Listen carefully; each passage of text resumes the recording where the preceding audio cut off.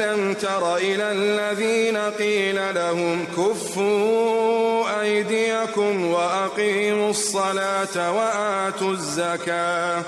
فلما كتب عليهم القتال إذا فريق منهم يخشون الناس كخشية الله أو أشد خشية وقالوا ربنا لم كتبت علينا القتال لولا أخرتنا إلى أجل قريب قل متاع الدنيا قليل والآخرة خير لمن اتقى ولا تظلمون فتيلا. آیاتو هغه کسو ندی کتلی چې هغوی ته وویل شول خپل لوسونه د جنګ نه بند وساتئ او لمونځ قایموئ او زکات ورکوئ.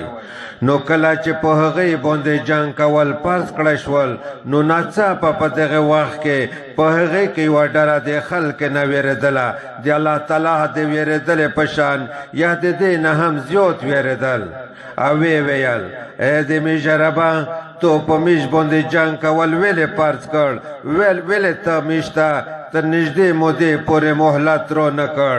ته ورته ووایه د دنیا پیدا ډېره لږه ده او آخرت ډېر غوره دی د هغه چا دپاره چې پرهیزګاره شو او په توسې به د کجرې د هډې کې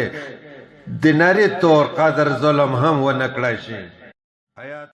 أينما تكونوا يدرككم الموت ولو كنتم في بروج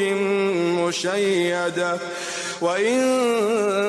تصبهم حسنة يقولوا هذه من عند الله وإن تصبهم سيئة يقولوا هذه من عندك قل كل من عند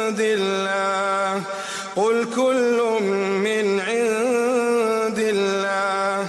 فما لهؤلاء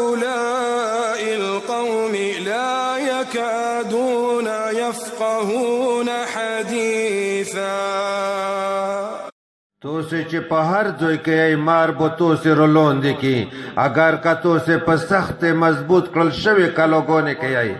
او که چیرې په دوی څه خوشحالي روشي نو ویایي دا د الله تعالی له طرفه ده او که په دوی څه سختي روشي نو ویایي ای نبی دا د تو سے له طرفه ده. ته ورته ووایه دا هر څه خوشحالي او تکلیف د الله تعالی له طرفه ده. نو په دې قوم څه شوي دي نږدې نه دي چې په څه خبره پوه شي.